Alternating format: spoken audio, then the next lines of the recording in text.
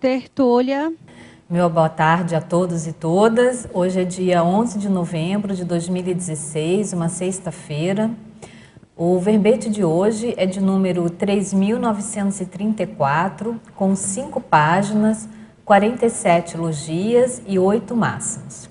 O tema, brecha patopensênica da especialidade autoassediologia, e a autora do verbete, a nossa professora Simone Batista, que está inaugurando o tertuliário enquanto verbetógrafa. Muito bem-vinda, Simone. Obrigada.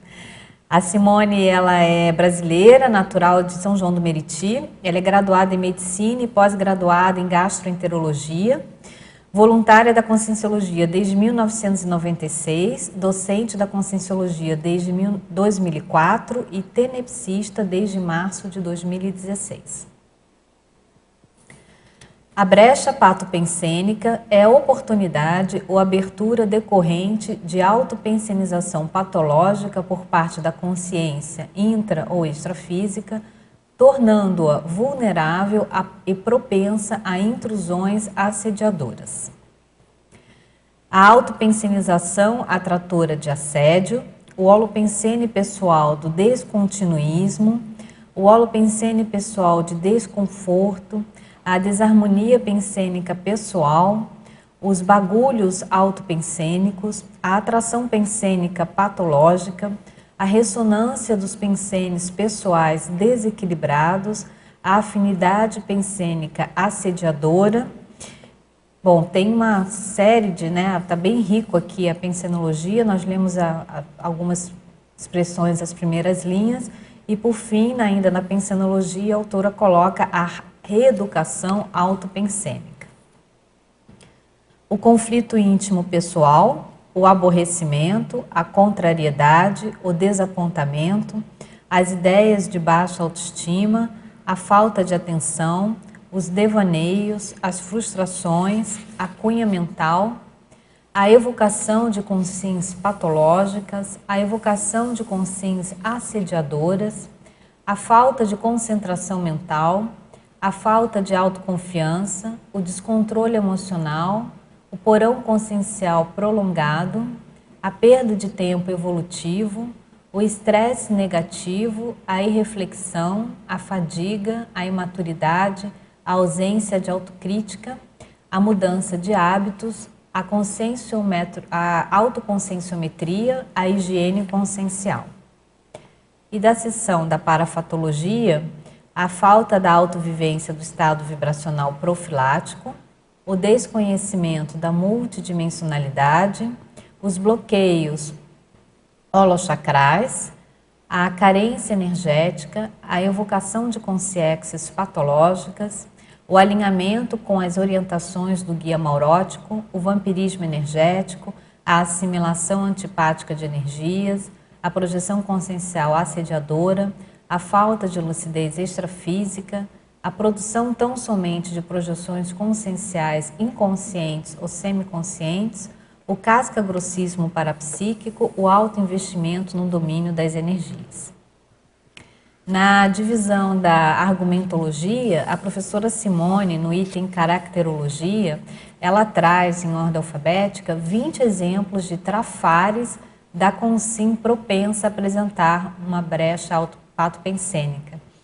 Então, é uma listagem bem interessante para uma autoconscienciometria, com relação a esses trafares levarem, ou ter mais, a consciência que tem esses trafares teria mais predisposição, a essa brecha patopensênica. Na sequência, no item providências, ela elenca 3 providências imediatas e úteis na vigência da automanifestações pensênicas nosológicas, ou seja, o que fazer quando se detecta, se tem consciência da patopensenidade. E, na sequência, a terapeuticologia, então, ela vai aprofundando, as providências úteis evitadoras das brechas patopensênicas. Na seção da remissiologia, nos 15 verbetes apresentados, nós destacamos autoassédio, autocorrupção, consim sem megafoco, heterassédio e opção pelo autodesassédio. A reciclagem intraconsciencial de posturas antievolutivas viabiliza a autossuperação gradual das brechas patopensênicas rumo à conquista da autodesassedialidade e da ortopensenidade. Você reconhece o padrão dos autopensenes? Consegue identificar os momentos de brecha patopensênica? A bibliografia específica traz 5 referências. Partindo agora para a mega-análise realizada pela equipe de voluntários da Enciclosapiens, eles destacaram intrusão, abertura, fenda, emoção, assédio, bagulho, ressonância, irreflexão, xenopensene, autopensenização, frustração, contrariedade, cunha, evocação, descontrole, dramatização, anticosmoética, carência, nosopensenologia e autoassediologia. Muito bom, Simone. Um tema bastante importante, né, para justamente como você colocou na sua frase enfática, para nós, uma vez identificadas, superadas as brechas patopensênicas, né, nós estarmos mais no caminho da autodesperticidade. Conta pra gente como que foi a inspiração para você trazer esse tema para nós, através do verbete. Sim. Esse tema, ele veio, na verdade, devido a uma condição de ter participado de um fato que no Rio de Janeiro, nas grandes cidades, a gente tem observado muito no que se refere à violência urbana, à violência social. A gente sabe que as coisas elas tendem a piorar, não no sentido de ser pessimista, mas de trazer informação da questão da reurbanização, que consciências precisarão renascer e nós teremos que estar aí dispostos e preparados para isso tudo. Então, a partir do momento que eu tive uma participação, no caso que eu fui assaltada no Rio de Janeiro, eu comecei a pensar o seguinte: qual foi a minha participação, de que maneira eu colaborei com este evento? Qual foi a minha conexão com este acontecimento? E as coisas poderiam ter sido muito piores, mas felizmente não foi. Mas eu fiquei pensando sobre esse assunto e achei que eu deveria escrever algo sobre isso, e pensando na desperticidade, o que eu poderia fazer para ser uma pessoa melhor nesse aspecto. Então, eu melhoraria algo meu, algo positivo meu, acrescentaria algo em mim, e, ao mesmo tempo, eu pensei muito nesse aspecto da reurbanização. Porque se tem mais consciências para renascer, se a gente vai ter que lidar com esse público, a gente tem que se preparar para isso. Não que as pessoas tenham que ter uma conexão pensênica, uma patopensenidade para se conectar com esse evento. Pode ser que não. Pode ser que 10 amigos digam que você não deva seguir pela rua tal, e você resolva ir pela rua tal por uma teimosia. E vai que acontece alguma coisa, a pessoa foi avisada.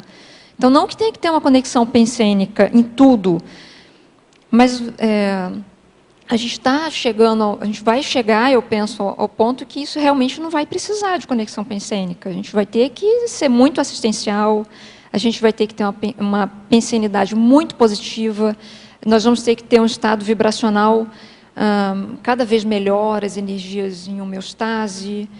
A gente vai ter que estar num estado muito bom para ficar bem e para poder assistir esse público que está para chegar. Uhum. São as consciências ressomadas, congels, né? As consciências Exatamente. Reurbanizadas ressomadas, né? Exatamente. Que vão ressomar, né? Exatamente. A verbetógrafa professora Simone, em Pensenologia, na página 6, no final da 11ª linha. Sim. Como reverter o holopensene pessoal do descontinuísmo, tão comum na nossa época de dispersões causadas pela internet, celulares e similares? Tá. A questão do descontinuísmo, principalmente nesse período, a gente tem que começar a fechar os olhos para aquilo que tira a nossa atenção. E, principalmente, os celulares estão aí para isso, para tirar a atenção, as propagandas, a televisão, nós temos muito estímulo hoje para isso. Então, esse seria o primeiro aspecto, a pessoa começar a colocar limite nisso tudo. Agora, o descontinuísmo voltado para a brecha patopensênica, a pessoa precisa ter foco na vida dela, precisa ter um foco, uma linearidade, para ela conseguir colocar uma linearidade, nem que seja mínima, na realização da vida dela. Então, a nossa programação de vida, ela requer um objetivo, a gente reconhecer que tem uma meta, que tem coisas a cumprir, que precisa realizar algumas coisas nessa vida para ter um nível de satisfação, para ter um nível de bem-estar. Então, a gente tem que ter um certo alinhamento. Não pode desvirtuar muito desse caminho, porque senão a gente perde a direção, não sabe para onde vai. E esse descontinuísmo, ele nos remete a essa condição de uma indisposição com aquilo que a gente tem que fazer de fato. E esse descontinuísmo pensênico, ele mostra que nós estamos fora do caminho. A brecha patopensênica, ela vem justamente dizer que, olha, você não era para estar pensando isso daí, você está pensando. Essa autopatopensenidade, ela está dizendo para você que tem algo de errado e você precisa se alinhar. A gente pode ter essa vertente se for relacionar com a nossa programação de vida. Agora, esse descontinuísmo diário, isso afeta a vida da pessoa.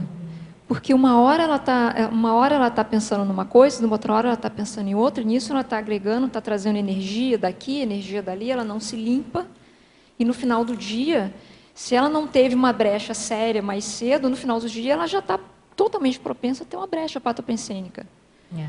Questão da dispersão, né? Da dispersão Exatamente, mental. Da dispersão, da desorganização mental. E aí, acho que rotinas úteis, né? Como você mesmo colocou, né, Simone? Lógico, foco. Tem lógico. que ter foco e priorizar esse foco. Sim, E haja energia, né? Para manter o foco, né?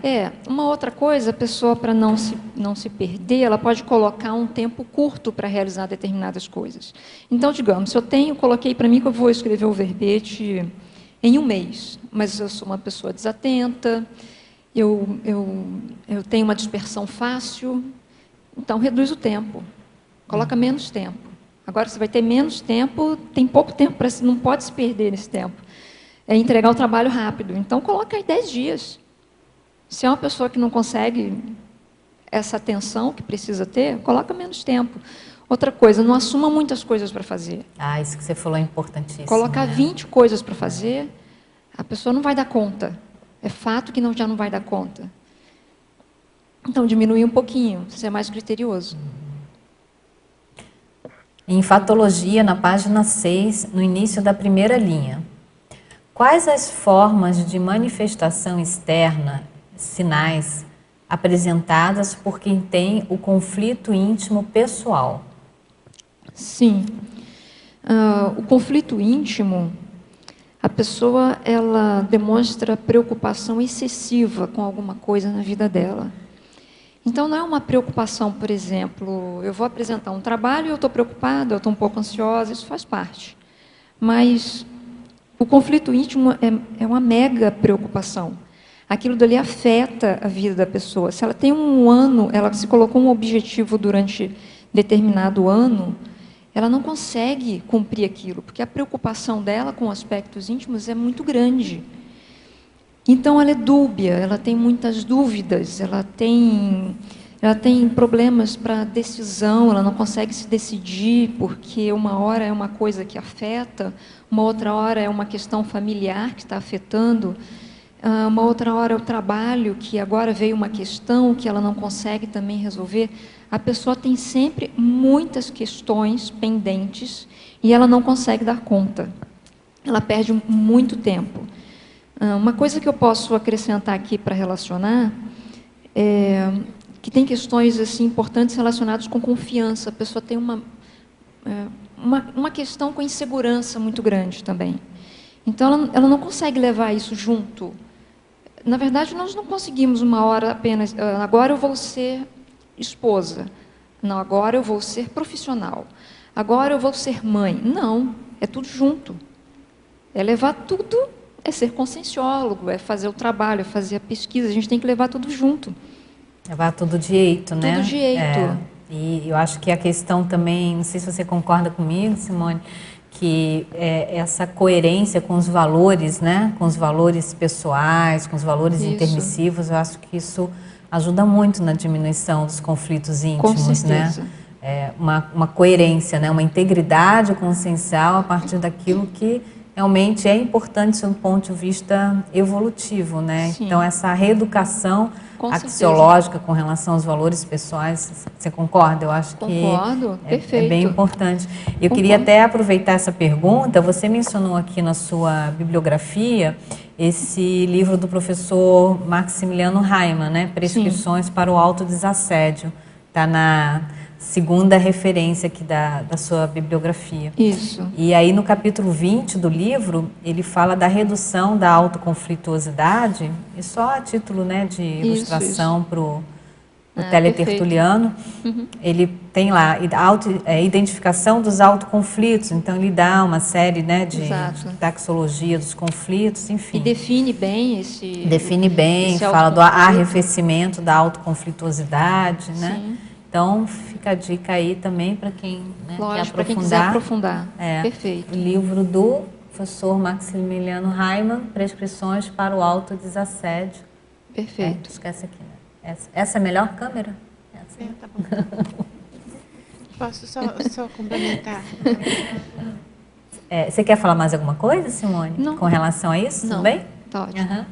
Não, uma coisa que eu me lembrei também que tem relação com uma parte externa dessa conflitividade. Se a pessoa também é muito conflituosa com os outros, é natural também que ela seja consigo mesma. Então, acho que isso é um reflexo, né? Porque eu acho que a parte da pergunta tem relação com isso, né? Como é que isso se reflete no exterior, como é que a gente identifica isso? Tanto na gente, pode até ser um parâmetro, né? Como com outras pessoas. Se elas entram muito em conflito com outros, é provavelmente que ela também tem conflito íntimo. Com certeza. Né? Com certeza. Perfeito. Em Fatologia, Simone, agora na página 7. Na quarta linha, de baixo para cima. Quais as causas do surgimento da autossabotagem com dificuldades autoimpostas que vemos frequentemente em tantas consciências? Sim. A autossabotagem, isso é muito pessoal, né? A pessoa tem que ver, procurar encontrar as razões para por que a pessoa faz isso, né? Porque ela sabota ela mesma, porque ela puxa o tapete dela mesma. Essa que é a questão. Às vezes, vou colocar um exemplo que eu acho que fica mais fácil. Às vezes a pessoa coloca muita coisa para ela fazer, ela enche o dia de atividades porque ela não quer ter muito tempo para pensar. Isso pode ser uma autossabotagem. Perfeito. Então, ela ocupa demais o dia, ela assume responsabilidades demais, e aquele tempo que ela deveria se dedicar a ela mesma, pesquisar, fazer estado vibracional, parar para fazer um estado vibracional. O que a gente mais ouve as pessoas falarem, por exemplo, sobre energia, é que não tem tempo para fazer, é que no trabalho não dá tempo, é que você parar 1 minuto, 2 minutos para se dedicar ao trabalho com energia, não dá tempo. Mas a pessoa ocupa todo o dia com atividades que, às vezes, não é tão importante assim. Poderia diminuir, cumprir num prazo maior. Então, isso é um tipo de autossabotagem. Eu considero que é uma autossabotagem e muito ruim, porque tira dela a possibilidade da autopesquisa. Isso é um exemplo. Perfeito. Aí ele pergunta também sobre dificuldades autoimpostas. Sim, essas dificuldades, eu coloquei justamente o exemplo que tem relação com as dificuldades autoimpostas, que, na verdade, é a própria pessoa se colocando objetivos que ela não vai dar conta de cumprir. Eu acabei entrando num exemplo, já colocando a questão que dificuldades autoimpostas são essas. Então, são atividades, é aquilo que eu coloco para mim, um monte de meta, e que eu não tenho a menor chance de assumir aquilo ou de corresponder. Então, isso não é positivo. Nós estamos falando de brecha patopensênica, de autopatopensenização. Então, a gente não pode querer colocar para nós mesmos coisas que a gente não dá conta de fazer, a gente tem que jogar a favor. Então, é colocar coisas boas, coisas positivas para fazer, o que vai dar conta de fazer, atingir um objetivo, uma meta. Esse ponto que você tratou é bem importante, né? Que é essa postura mais autobenigna, né? Exato. É uma condição de uma autoassistência compulsória até certo ponto, né? Sim. Porque a pessoa tratar bem a si, né? Lógico. Você falou da questão do bem-estar, né? Falou da condição da qualidade de vida, né? No início da sua apresentação. Então, acho que essa postura da autobenignidade, né? Ela é muito importante. Sim. Né? Que é um contraponto justamente da autovitimização, né? Lógico. Porque até certo ponto, não sei se você concorda, essa autossabotagem tem um viés de autovitimização. Tem, né? Tem, com certeza que tem. Com certeza. Eu lembro alguns fatos, assim, que eu me lembro que eu cheguei a ter que parar para refletir, foi sobre essa questão da agenda, de colocar muitas coisas, muitas atividades para eu fazer, que eu me lembro muito, e eu cheguei a um momento que eu estava entrando numa condição de que não tinha mais homeostase, não estava me sentindo mais com a questão. Então, não vale a pena, a pessoa se cansa muito, perde muita energia, não vale a pena. E aí, nesse tema da antivitimização, me lembra do livro, não sei se tem aqui, do professor César, né? César Machado, Antivitimização. Né? Sim, que também eu acho que pode ajudar muito positivo, pode nesse ajudar viés muito. da superação aí da autossabotagem. Vamos agora para a página 8, Simone, na politicologia. Poderia aprofundar sobre a carência da assistenciocracia? Sim.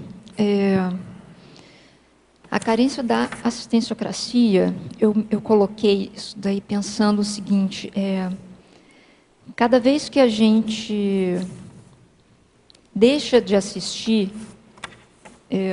nós nos aproximamos cada vez mais da patologia, da doença. Então, essa falta de assistência é porque nós estamos muito próximos ainda da doença. E a brecha patopensênica é uma doença. Vamos pensar que a pessoa que pensa mal de si mesmo, ela não está no processo positivo, ela está no processo doentio, principalmente sobre si mesma. Então, ela não tem como fazer assistência para ninguém se ela pensa mal de si mesma. Então, esse aspecto veio justamente disso. Pensando de uma maneira mais ampla, no que se refere à política, de uma maneira em geral, a gente pode pensar nisso, que nós estamos cada vez mais próximos da doença, infelizmente. Mas, felizmente, nós temos lucidez para muita coisa também, nós não somos só doentes. Então, nós temos momentos de saúde, muitos momentos de saúde, temos muitas técnicas, muitas coisas boas que nós podemos fazer para melhorar nós mesmos. Nós podemos pensar muito bem ao nosso respeito, a gente pode otimizar muito essa existência nossa e colaborar muito no que se refere à nossa política de uma maneira geral e sendo bastante assistenciais. Mas veio dentro desse aspecto. Vamos pensar mais em assistência que doença. Bom. Em fatologia, na página 6, na segunda linha. Sim. Poderia comentar sobre as ideias de baixa autoestima e os devaneios? Sim. As ideias de baixa autoestima são as piores. Porque essas ideias são justamente as que colocam a pessoa num nível pior, vamos dizer assim, que a pessoa mesma, a própria pessoa consegue minar ela mesma. É aquele processo de autossabotagem que é intenso. O ruim é que ela pode descer a ladeira, ela pode entrar em processo de depressão por causa disso.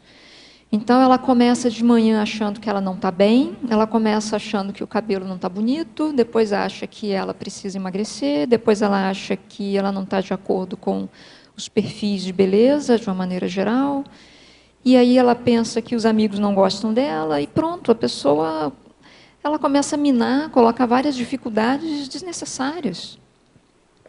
Não tem a menor necessidade disso. Esse é um dos aspectos assim ruins, porque se a pessoa está acostumada a fazer isso ao longo da vida dela, isso quer dizer que ela está imprimindo contra ela mesmo uma assinatura errada dela.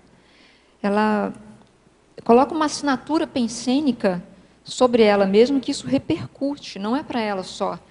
O professor Valdo Vieira, ele tem um verbete que ele fala sobre bagulho autopensênico. Bagulho autopensênico, né? É muito bom. Muito Dá bom. 100 tipos de, Isso. de bagulhos autopensênicos. Isso. Que a pessoa penseniza isso tudo e ela ele coloca como um aspecto de anticosmoética.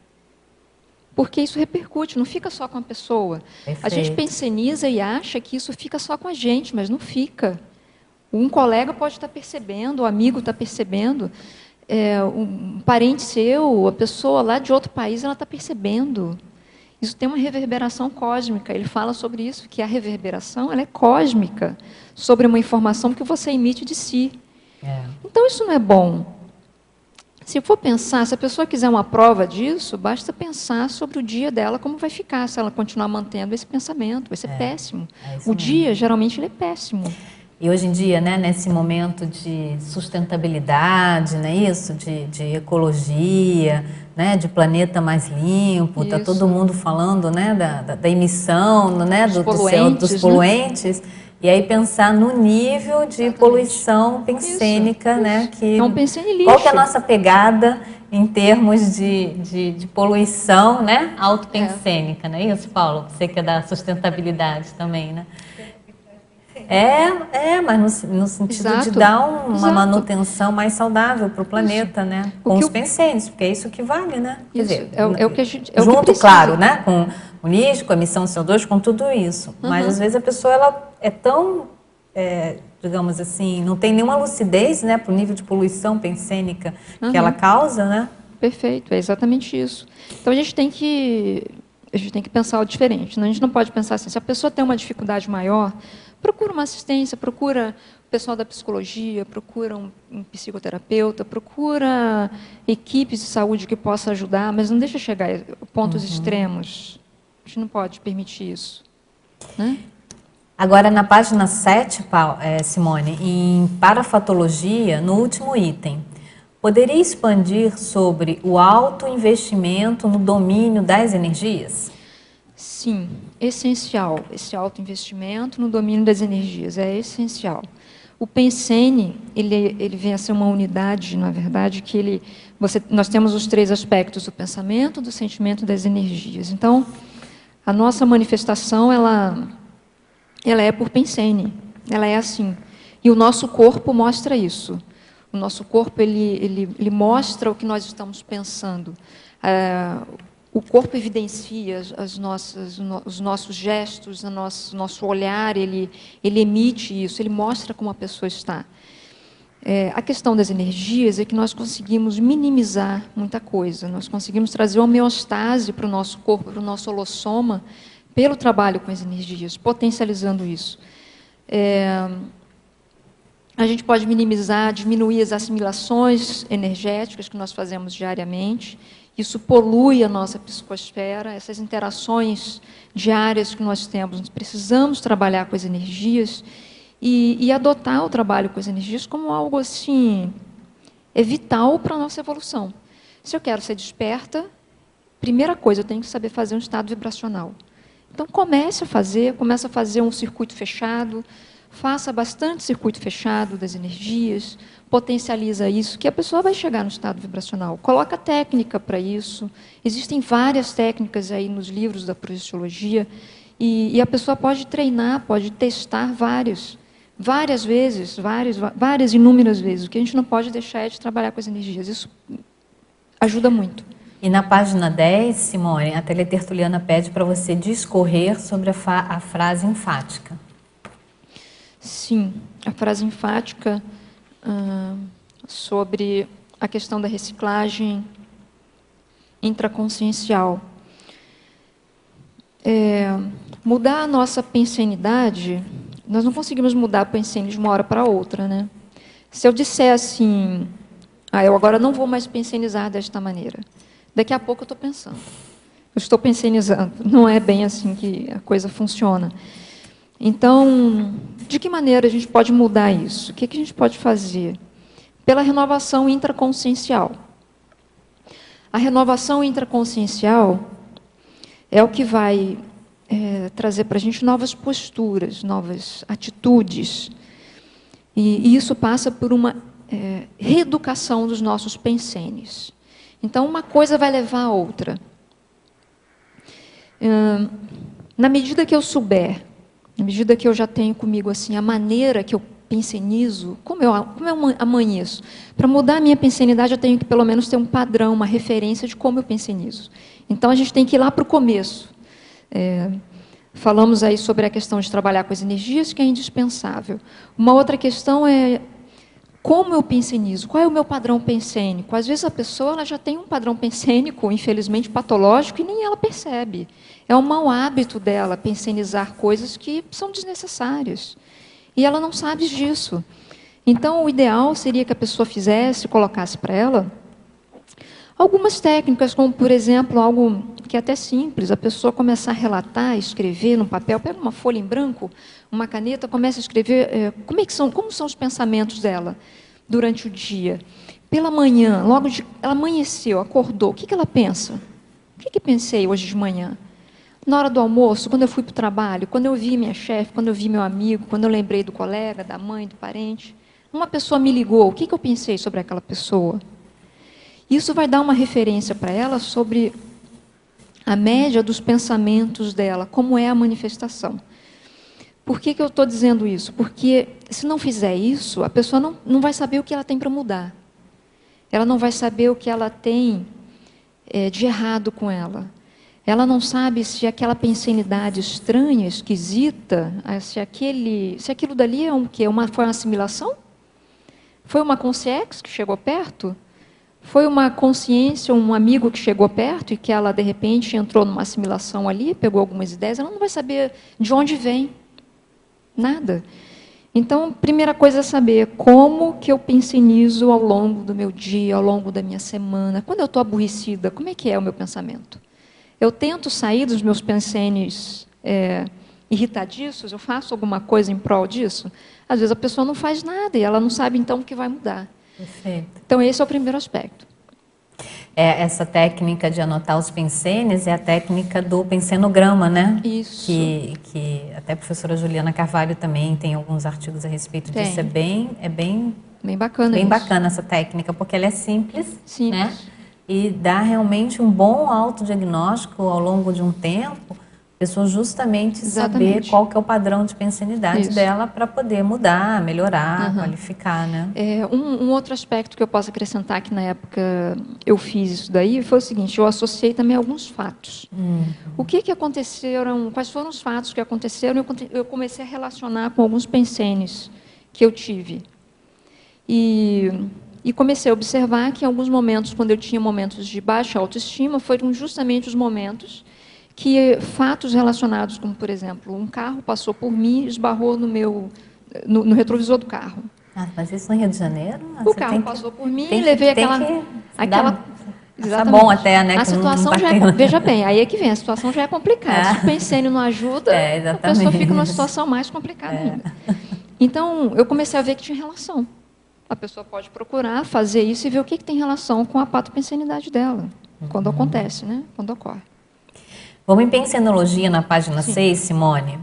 Na quarta linha, o teletertuliano pergunta o que caracteriza os bilipensenes. E na sétima linha, os erotopensenes. Isso. Sim, os bilipensenes têm a ver com aquela pensenidade de mau humor, a pessoa mal-humorada. A pessoa mal-humorada, ela tem uma relação com a irritabilidade muito grande. Uma pessoa que tem mau humor, não pode acontecer nada. Sabe a pessoa que tem pavio curto? É assim. Não pode acontecer nada que ela imediatamente é um estupim de assédio. Nada pode esbarrar nela, nada pode acontecer que a pessoa se assedia. Tem uma relação com o mau humor isso daí. A pessoa se irrita muito. A questão com os erotopensenes tem a ver com a questão da sexualidade. Então, a pessoa são pensenes de cunho sexual, ou seja, fantasias sexuais. Isso é ruim? Não é ruim, desde que a pessoa esteja bem acompanhada. Ou que a pessoa tenha um companheiro ou uma companheira.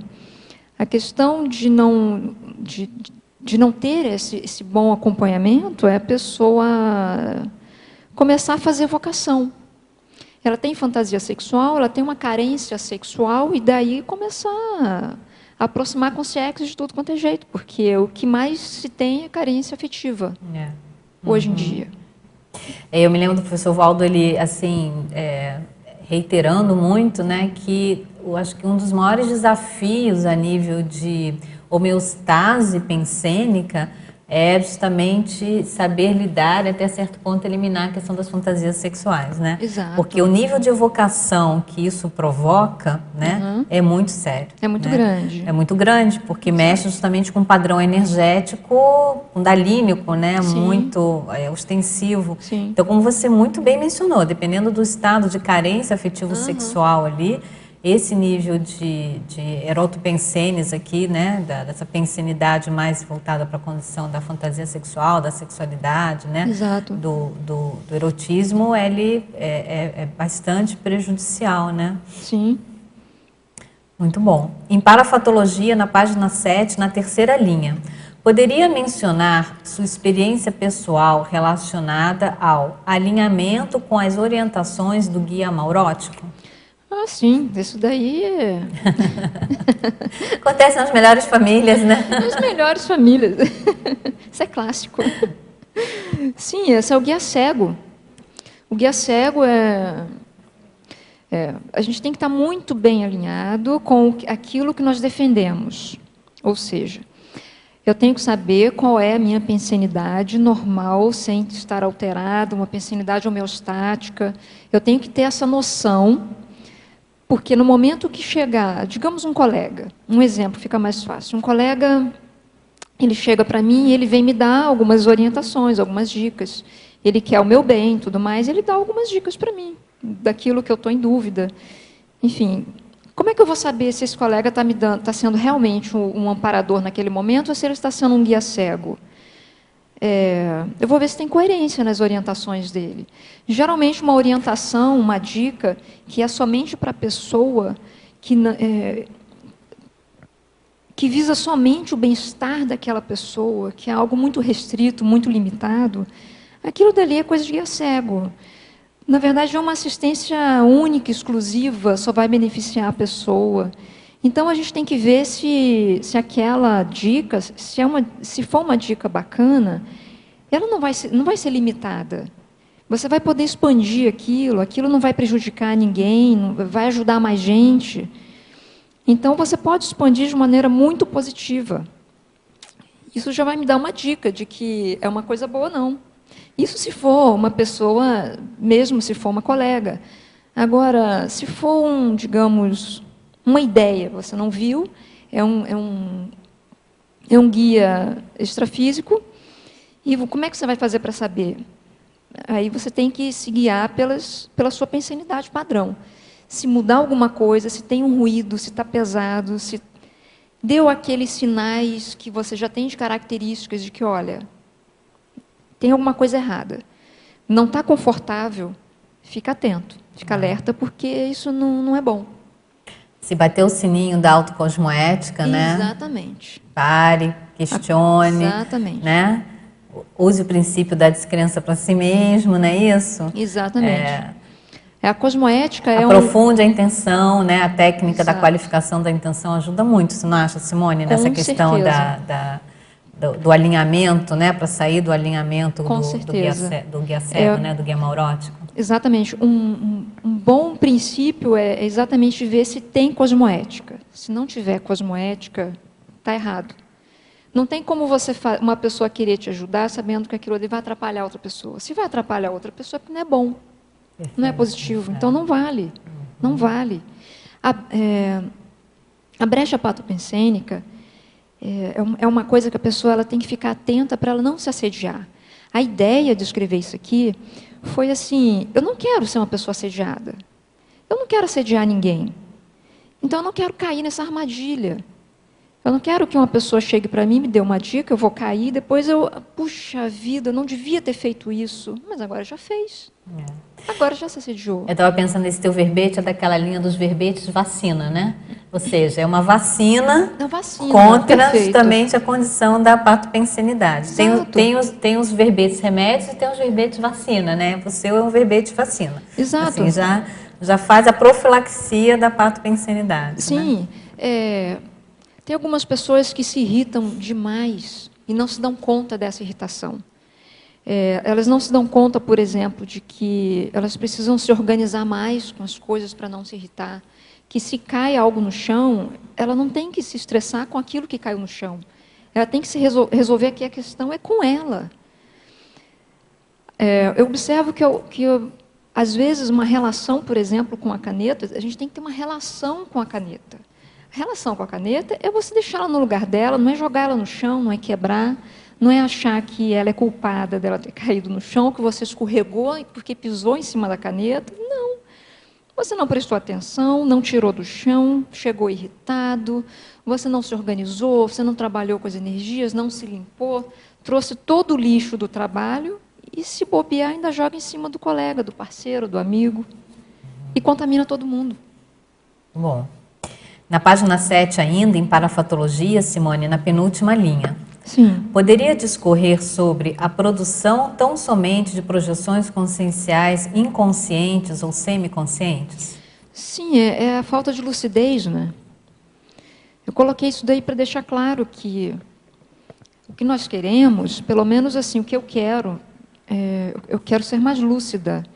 Então, isso daí veio de uma questão de que quanto menos lúcidos, mais a gente vai ficar na superfície. Mais nós vamos ficar na superfície, a gente não vai ter lucidez extrafísica. E a lucidez extrafísica também facilita, ajuda muito. Deve ser um alvo nosso, deve ser uma meta para atingir, para a gente alcançar. Conhecer mais a multidimensionalidade, perceber que nós não somos só esse corpo físico, nós somos muito mais que isso. As coisas não terminam, eu estou comentando porque tem muita gente que assiste que não tem muita noção do que vem a ser isso, mas nós somos multidimensionais. Então, nós temos que ultrapassar esse corpo, a gente tem que parar de ficar dormindo. Nós temos que acordar. E essa lucidez, as projeções mais conscientes, né, elas mostram esse nível de lucidez, inclusive lucidez essa necessária para justamente a identificação das brechas patopensênicas. Exatamente, né? Exatamente. Vai trazer lucidez para a gente. Na página 7, em trinomiologia, Sim. Início da segunda linha. Poderia falar a respeito do trinômio erronia, felonia, vilania? Sim. Isso daí, esse trinômio, ele veio da seguinte questão. Ele, resumidamente, se a pessoa observar, isso aí tem a ver com aspectos de antievolução, né? de anticosmoética, mais ainda de anticosmoética, porque tem a ver com traição, erros, traição e o que a gente vê muito sobre vilões. Né?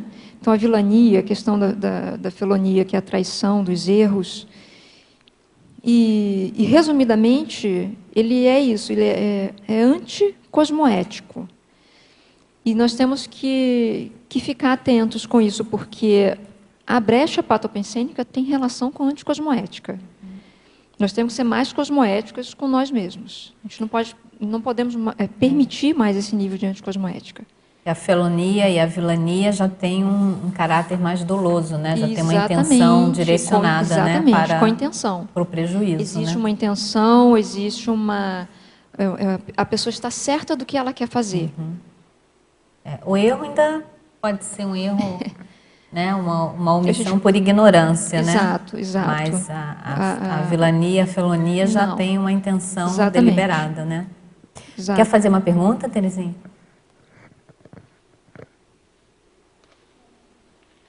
Parabéns pelo verbete. Obrigada. Na página 9, na caracterologia, eu estava lendo teus caracteres que você colocou, dos 20 trafores, né? Trafares, desculpa. Sim. E eu vi que eles são muito semelhantes aos traços fardos monárquicos. Na realidade, assim, Está identificando aqui os traços da monarquia. Sim. Queria saber de você, assim, qual foi a tua intenção? Tu estudou alguma coisa a respeito relacionada a essa questão da monarquia para colocar esses traços, esses traços aqui? Não, na verdade eu não pensei em monarquia não, mas eu pensei em algo muito comum.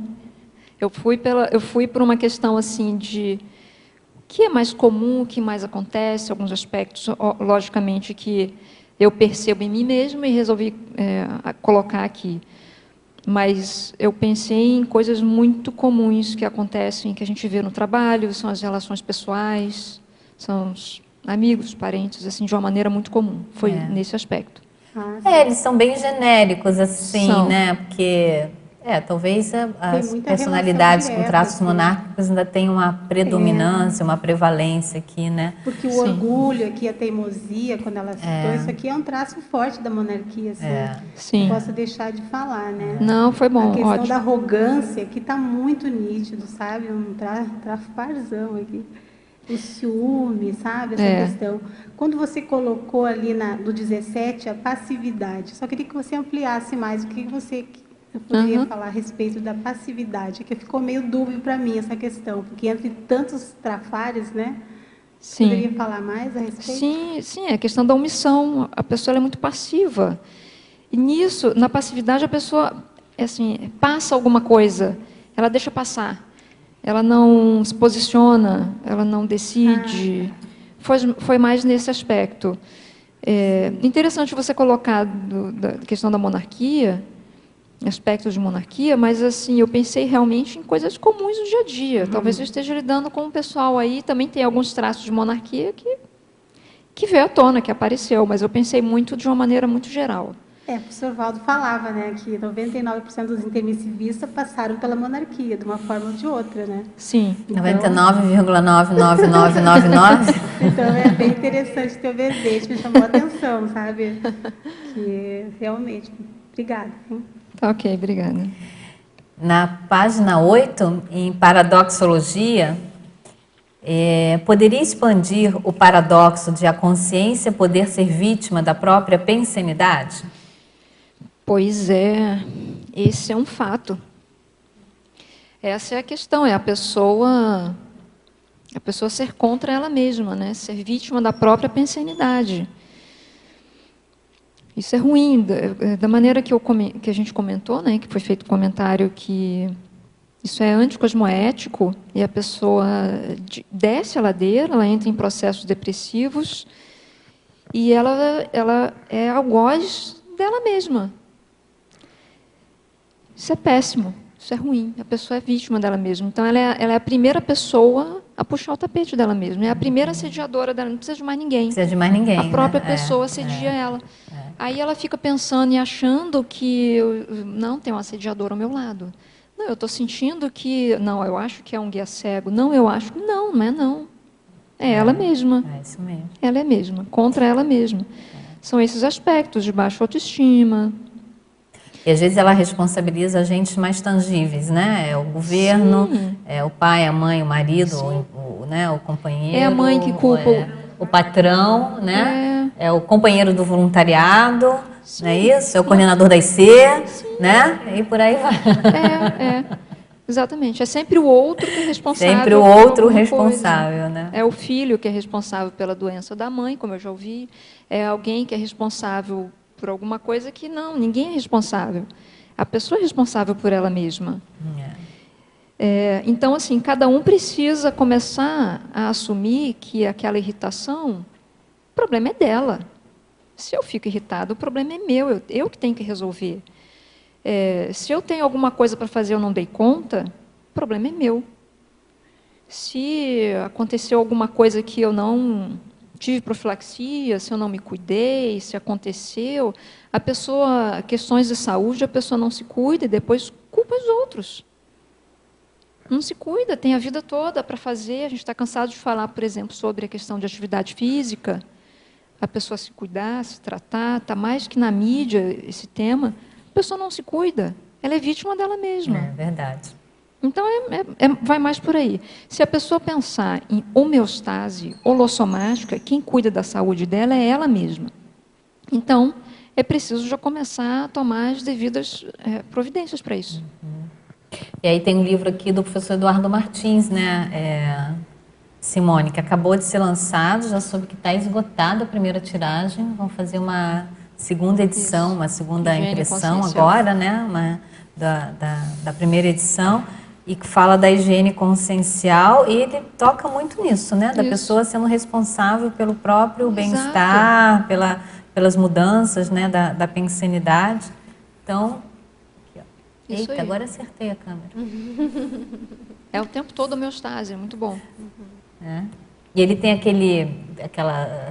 menciona muito aquele estado, né, de referência, né, de homeostase, como é que é? O estado homeostático de referência. Ele é muito bom nisso, para poder fazer esse autodiagnóstico, né, das brechas patopensênicas.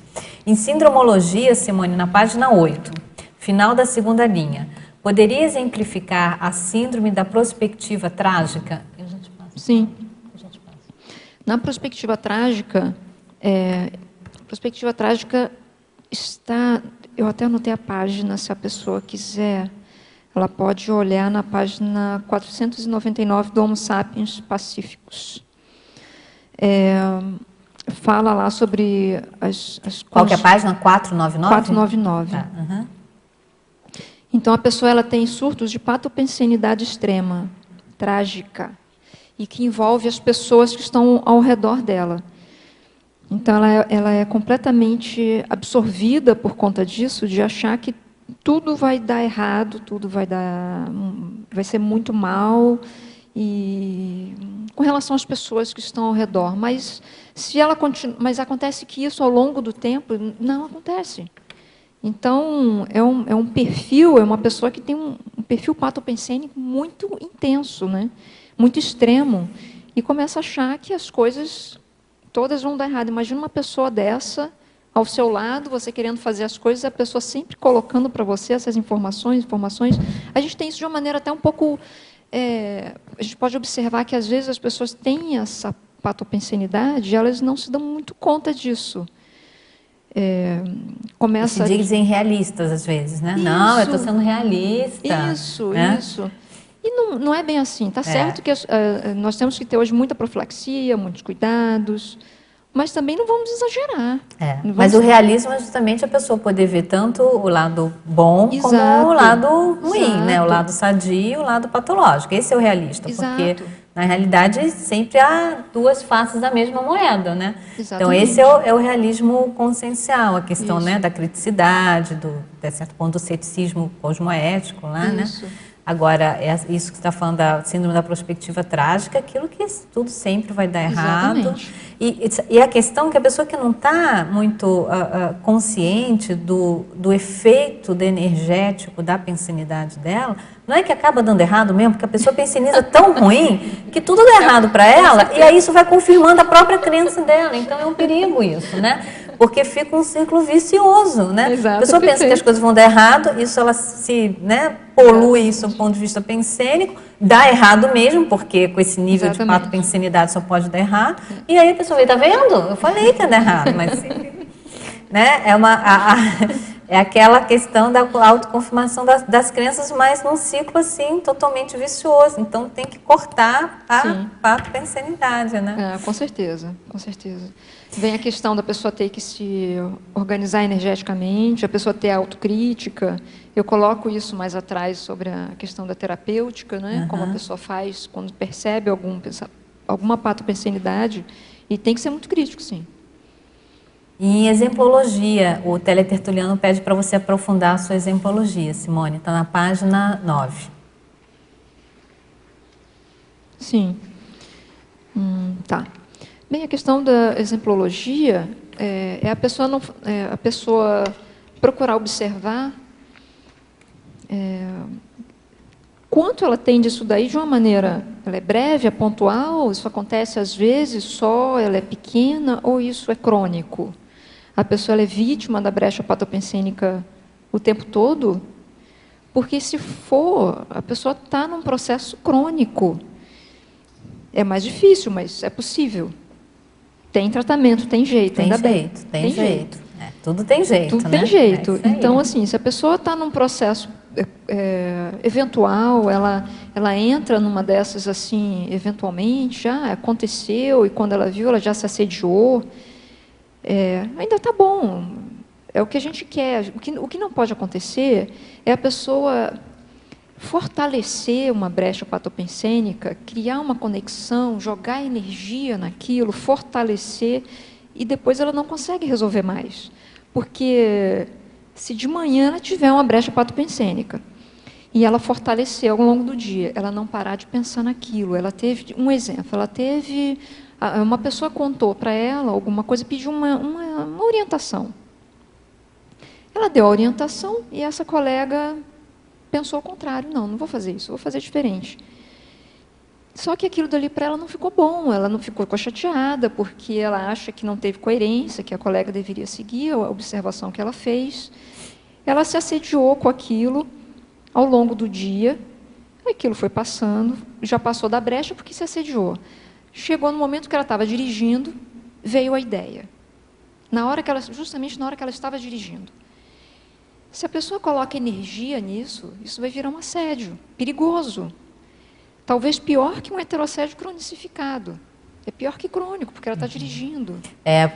Que você levanta aqui, né, a questão com os acidentes de percurso, né? Isso. Você faz uma abordagem aqui. Exato. Da relação com os acidentes de percurso, né? Exato, a pessoa pode perder a atenção na direção, bater o carro, ela pode, naquele momento, dar uma arrancada maior, bater no carro na frente. É verdade. Pode acontecer muita coisa e que a pessoa não se dá conta disso. E tendo a pessoa, por exemplo, até um nível, sendo a pessoa, por exemplo, ectoplasta, isso potencializa mais ainda, né, Simone? Exatamente, então, exatamente. Da sua crescendologia, que o último item do crescendo, você coloca na página 7. Sim. Crescendologia, o crescendo, pensenidade patológica, acidente de percurso. Exatamente, essa é a questão. Esse é o risco que a pessoa tem. A brecha ela pode ser algo que fique até restrito a ela mesma. Ela tem é algo pontual que ela se assediou, se irritou com uma coisa pequena. Não deveria, nem deveria, se a pessoa já sabe. Se você já sabe o comportamento de um determinado local, você vai lá numa cantina. Você já conhece as pessoas que atendem naquela cantina, você já sabe como é a sua recepção. Não precisa se assediar com ninguém lá, pelo contrário. Se já conhece, se já sabe, vá com um pensamento melhor, tenta limpar o ambiente, tenta assistir as pessoas, e não o contrário, sair de lá assediado. Não tem lógica. Então, a questão de você ter uma brecha patopensênica máxima é aquela grande, duradoura, crônica, é aquela que vai atrapalhar, pode tirar, inclusive, a pessoa da programação de vida dela. Pode interferir na meta evolutiva dela. Agora, você como gastroenterologista, você deve ter um laboratório muito rico, né, na sua clínica, porque o quanto que a condição da patopensenidade, das brechas patopensênicas acabam somatizando, né? Sim. Acabam se revelando no soma através de doenças gastrointestinais. Sim, né? É o mais comum. É o mais comum, né? É o mais comum. O sistema digestório é o que é mais afetado nessas circunstâncias. É o que mais é afetado por conta mesmo das inervações, por conta da questão da conexão de conexão, é o eixo nervoso intestino-cérebro. Então, a pessoa imediatamente ela já tem uma alteração no digestório dela. As pessoas chegam com essa demanda, realmente muitas pessoas chegam assim. Agora, é meio complicado. Às vezes um não que a pessoa recebe, aquilo dali tem um efeito na vida dela que ela não digere aquilo de jeito nenhum, né? Ela não digere de jeito nenhum. Tem dor de barriga e tudo. Nem muito antiácido resolve, né? Tem até aquela analogia... Pega o microfone, querida. Tem até aquela analogia da pessoa que quando ela não consegue ter uma boa digestão, ela fica com raiva. E isso tem até associação com essa ideia que a gente falou lá no início do bilipensene, né? Perfeito, que tem a ver com a vesícula biliar, da irritação. Então, antigamente, as pessoas estavam irritadas, né? Elas tomavam medicamento para chazinho, né, para ajudar na digestão, para melhorar o humor. É isso aí, perfeito. Antigamente não, acho que até hoje, né? Até hoje. Apela Até para hoje. chá, mas para estado vibracional, fazer mudança pensênica. Exato. Não que não ajuda, mas se não mudar, como ela fala muito bem, né? Se não fizer uma reciclagem intraconsciencial, não vai estar cheio de boldo que resolva o problema. A pessoa não né? consegue fazer mudança se ela não tiver essa renovação. Não tem como. É uma cirurgia, né? Em terapeuticologia, na página 9, Simone, Sim. O teletertuliano pede para você comentar o número 1, autoanálise, o número 4, autoprescrição, e o número 8, proatividade. Tá. Número 1, autoanálise. Sim, essa autoanálise vai dentro da autocrítica quanto à qualidade da autopensenidade. Eu comentei, falei aí da identificação do pensene padrão. E é justamente isso. A pessoa se queixa muito de tudo que acontece, reclama, mas ela não entende que essa reclamação dela é justamente proveniente de uma péssima qualidade, não é péssima qualidade, mas é um péssimo padrão que ela tem de autopensenidade. Ela é muito patopensênica. Então, ela precisa mudar e reverter isso. Isso é um exemplo. Então, a autocrítica, para fazer essa autocrítica, a pessoa tem que saber como é que é essa média dela. Se ela percebe que ela está muito irritada, se ela tem condições, ela mesma pode perceber que ela tem condições de reverter isso. Ela pode perceber que ela tem que trabalhar com energia para fazer desassimilação. Ela tem que trabalhar com energia para melhorar os chakras dela, para fazer funcionar melhor. Ela pode perceber, às vezes, que ela precisa fazer exames médicos, que ela precisa fazer algum tipo de tratamento. Ela pode descobrir que ela não está bem mesmo fisicamente. Então, até isso é possível quando a pessoa começa a analisar a pensenidade dela. Alguma coisa pode não estar bem. Eu comentei que o nosso corpo, ele fala.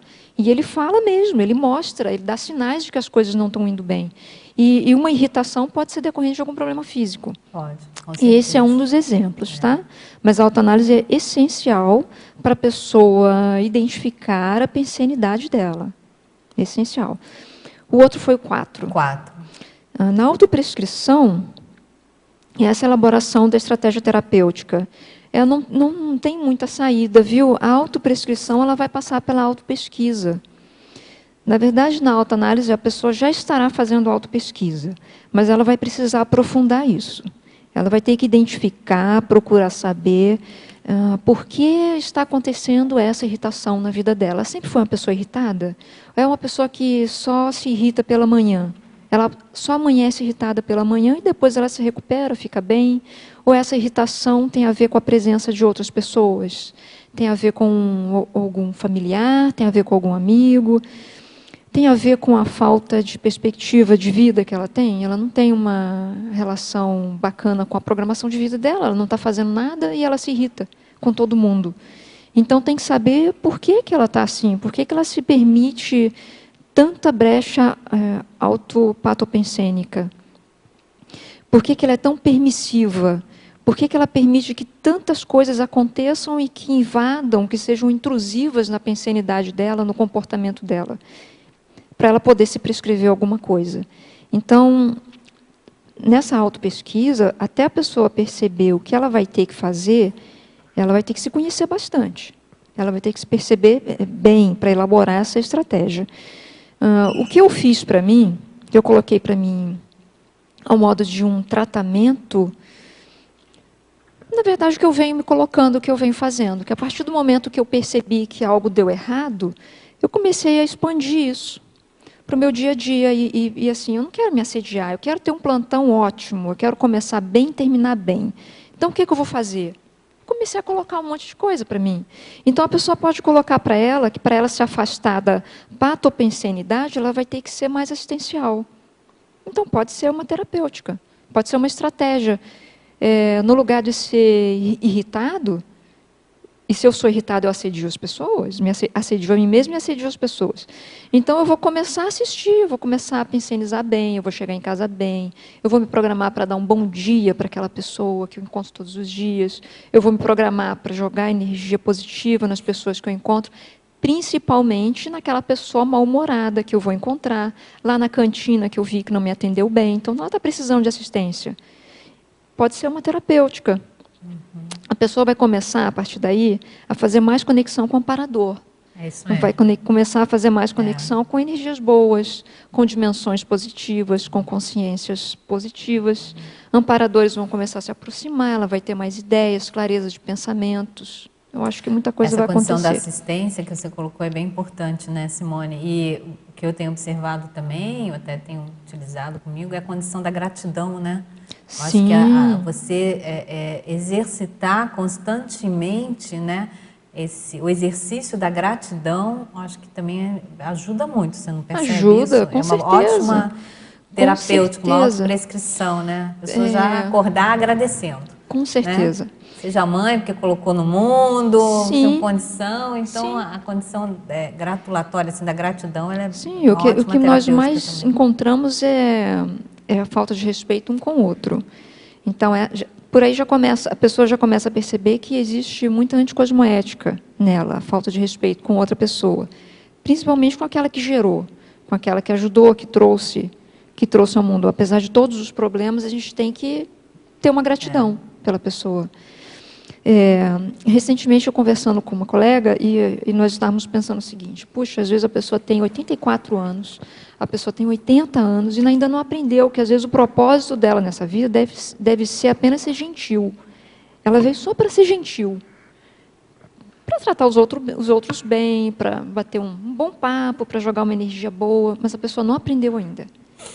Ela tem 80 anos, 84 anos, e ela continua com o mesmo comportamento. Eu coloquei como escleropensene lá na pensionologia. Na pensionologia eu coloquei como escleropensene. Você viaja, você sai, fica 20 anos fora. Quando você volta, a pessoa está com o mesmo padrão pensênico. Ela não mudou absolutamente nada, ela não reciclou, ela não inovou, ela não trouxe ideias novas, e ela continua aquela pessoa rude, com aquele pensene pesado, e continua deselegante, continua com esse perfil. Então, a gente tem que ver que, às vezes, a estratégia ela não é muito complicada, não. Às vezes, a terapêutica é muito simples. Bem simples, né? É muito simples. E agora, o número 8, a proatividade. Sim, a proatividade. Análise de autocomportamentos atratores de acidentes de percurso. Então, a pessoa precisa começar a ver o que coloca ela em conexão com o assediador. Um comportamento que nós precisamos ter é o seguinte: é não gostar mais de se assediar. A gente não pode ter mais prazer de ser assediado, porque existe uma ideia que nós temos o seguinte, que é o heteroassédio. Ele começa por uma permissão, por uma conexão, por uma energia que você permite, por um compartilhamento de ideias que você tem, que é comum naquele assediador. Então, você concorda com ele. Então, por exemplo, às vezes a pessoa concorda que... eu acho mais que deveria existir, eu vou pensar que... como é que se diz? Quando você concorda com aquele negócio de matar a pessoa, de não ter mais jeito... Não, que tem em outros países, fuzilamento, que mata, pena de morte. Pena de morte. Então, por exemplo, a pessoa concorda com aquilo, ela não fala, mas no fundo, ela tem alguma coisa nesse aspecto.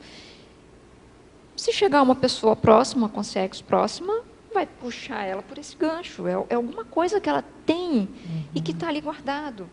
Então, digamos, aí a pessoa chega e ela é a favor de que, um exemplo comum no Rio de Janeiro, ela é a favor de que a polícia suba o morro e que isso mesmo, eu sou a favor que suba o morro e que mate todo mundo, não sei o quê. Você é a favor disso? Aquela história, bandido bom é bandido morto. Isso aí, a primeira consciência, a pessoa que se aproximar, que tiver essa ideia, a pessoa vai compartilhar. E ela não percebeu que isso ainda não é positivo, não percebeu que essa é uma das conexões para ela ter uma brecha patopensênica. Ela já tem uma patopensenidade, mas que está lá guardada. No momento que se conecta com alguém que tem, vem à tona e a conexão com o assediador. Então, a profilaxia, a questão da proatividade, é você perceber o que te atrai do assédio e que te faz chegar a um acidente de percurso. O acidente de percurso é o êxtase do assédio. É aquilo que vai culminar no assédio, é o pior que poderia acontecer, não deveria acontecer. Mas chegou a esse ponto, infelizmente. Deixa eu passar para ele lá e já... Não, na verdade, ela estava na frente, né? Tudo bem? E além do mais, ela é uma dama, né? Ladies first, certo? Não, na verdade, agora eu voltei de novo um gancho que eu tinha deixado lá atrás, porque assim, a questão de como os nossos PCNs, né, atraem o assédio. Agora, a gente, enquanto assistente, ou pelo menos aqueles aprendizes de assistente, como é que no seu caso você aplica? Como é que eu ajudo as pessoas? Como é que você... Sim. Qual que é o seu critério para você ajudar as pessoas? Sim. A primeira coisa é eu não ter nenhum pensamento antagônico com a pessoa. Então, por exemplo, essa é uma das maneiras que eu percebo, inclusive, que eu coloco aqui, em algum momento aqui do verbete, eu falo sobre sobre pensene ruidoso. Eu uso uma expressão assim, existe um ruído, existe uma coisa que não está batendo bem. E esse não bater bem é esse aspecto que você colocou. Se eu sinto que eu estou com um certo antagonismo com uma pessoa, eu já sei que a assistência não vai sair dali. Então, esse para mim já é um sinal de que eu tenho que mudar, na hora. E é uma mudança na hora. Eu não posso deixar passar nenhum milésimo de segundo, porque se dependendo da companhia, dependendo da energia, dependendo do que acontecer no momento, do que surgir, eu posso me conectar mais profundamente com um aspecto que, de fato, possa gerar um antagonismo com ela e fortalecer. E eu vou fortalecer esse aspecto, eu não vou poder ajudar a pessoa. Então, eu preciso procurar atender uma pessoa, eu não posso ir de peito aberto, sem estar calçada energeticamente. Eu preciso ter a minha autodefesa energética e, ao mesmo tempo, eu tenho que ter uma abertura para aquela pessoa, para deixá-la falar e para eu compreender ela. Eu tenho que ter compreensão. Se tiver um antagonismo, esse é um sinal para mim, de imediato. Surgiu um antagonismo, eu sei que eu não vou conseguir assistir. Então, isso aí eu tenho que quebrar, eu tenho que parar, refletir, eu coloco isso aqui como uma providência que eu coloco, de autorreflexão, autorreequilíbrio e evitação. Eu falo nisso aqui no verbete. Essa condição do pensene ruidoso está na sua binomiologia, Simone, lá na página 7, no final da primeira linha da binomiologia, o binômio pato-pensene ruidoso, pato-pensene silencioso. Exatamente, exatamente. Tudo bem, Paulo? Respondi? Sim, Tá. Obrigada. Ok. A pergunta é, ainda na terapeuticologia, Sim. na questão 7 e na 10, como que você faz essa manutenção e aquisição dessa racionalidade? Porque, às vezes, quando a gente está imerso no holopensene da pesquisa, da superação, a gente consegue observar, né? Está aparecendo aqui, eu vou fazer isso, isso e isso.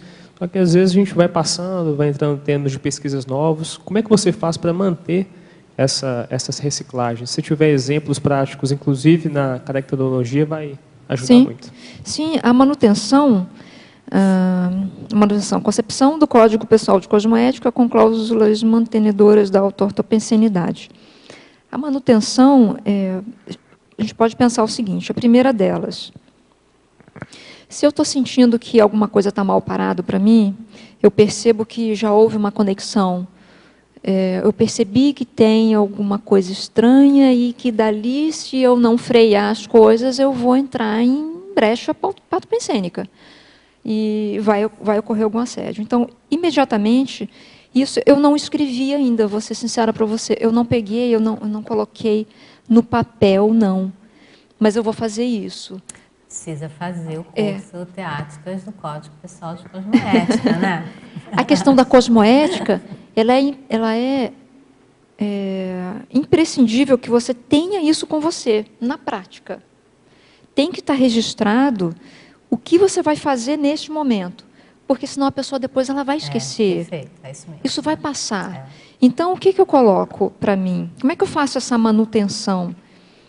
Eu simplesmente, se tem que ficar presente, tem que ficar presente. Então, eu tenho que parar o que eu estou fazendo na hora. É uma regra que eu coloquei para mim, que eu não posso dar um passo à frente, literalmente, tá? Porque esse passo à frente eu não sei no que ele vai dar. Uma pessoa que está dispersa, conectada com o que não deve, que está pensionizando bobagem, ou que, enfim, que não está em homeostase, não vale a pena fazer mais nada nesse nível. Tem que parar, tem que pensar, refletir e ter uma autocrítica.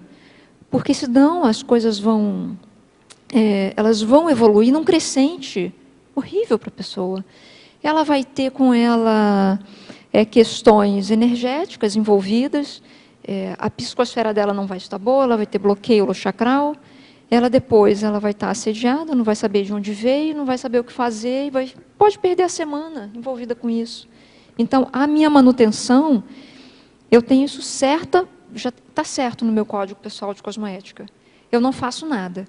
Então, se eu tiver que sair de casa e eu não estou me sentindo bem, eu tenho que parar tudo. Para tudo.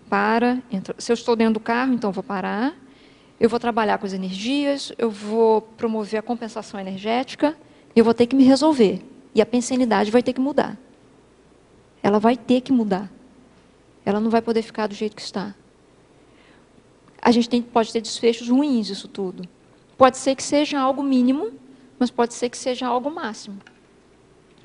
Essa auto-orto-absolutismologia, ou esse comportamento auto-orto-absoluto que você manifesta, né, que você está exemplificando aí na sua casuística pessoal, ela é muito importante.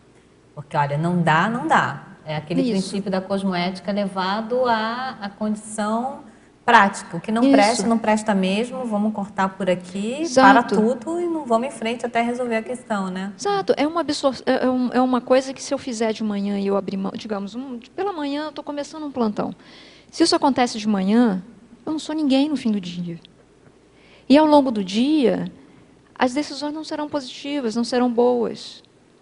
Nem para você, nem para os seus pacientes, né? Não serão claras. Você na condição de assistente. Entende? Não vai ser bom. Não vai ser bom.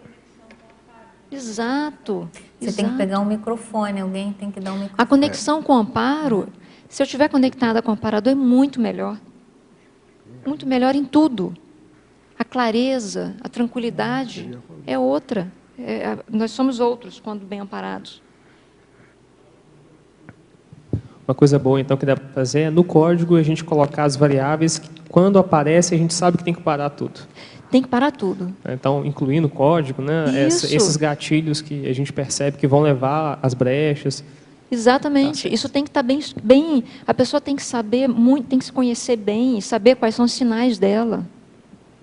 Tem que saber os sinais e o que vem depois disso. O que vai acontecer depois disso. Algumas coisas eu já sei no que vai dar. Já é certo. O desfecho não vai ser bom, e eu não quero desfecho ruim, eu quero um desfecho bom, quero um desfecho positivo.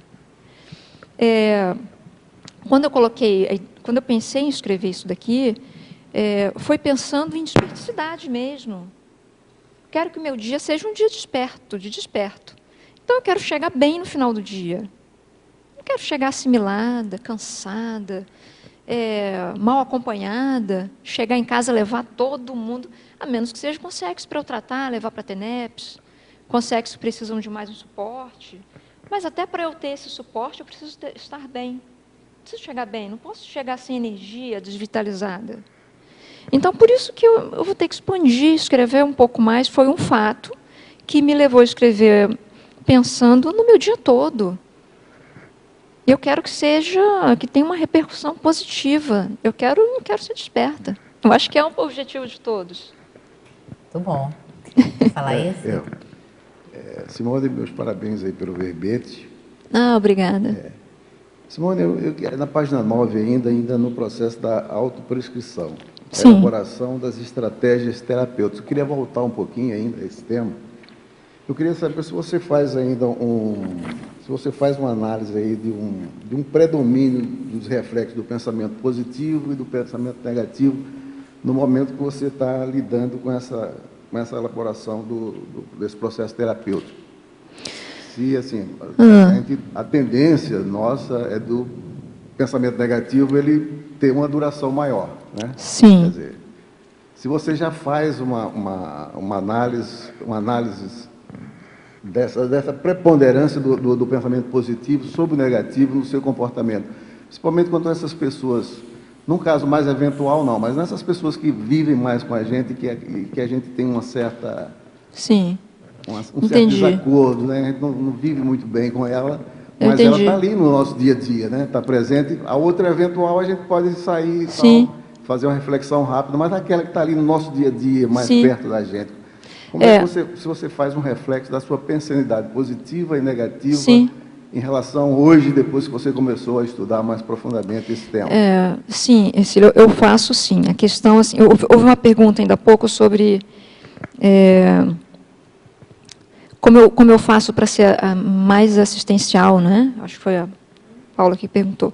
Então, assim, esse aspecto já me coloca numa questão de ter uma abordagem mais positiva ao meu respeito. Então, eu começo a perceber que o que está preponderando não é menos o aspecto negativo, o que está preponderando é mais o aspecto positivo. E que eu enxergo esses traços, os meus trafares. Estão todos aí à mostra, na verdade, eu sei quais são, e eu percebo sim. Agora, o reflexo disso, não sei se eu entendi bem a sua pergunta, qualquer coisa você refaça, por favor. Mas o reflexo disso, eu percebo no meu potencial de assistência.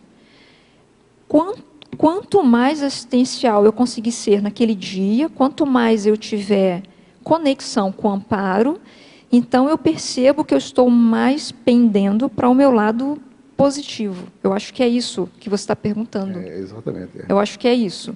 Então, e eu percebo também que se eu tiver algum aspecto de, por exemplo, assimilação, eu estou percebendo. Eu chego ao final do dia, eu sei que aquilo dali não é meu, que aquilo dali foi resultado de uma assimilação e que eu tenho que resolver.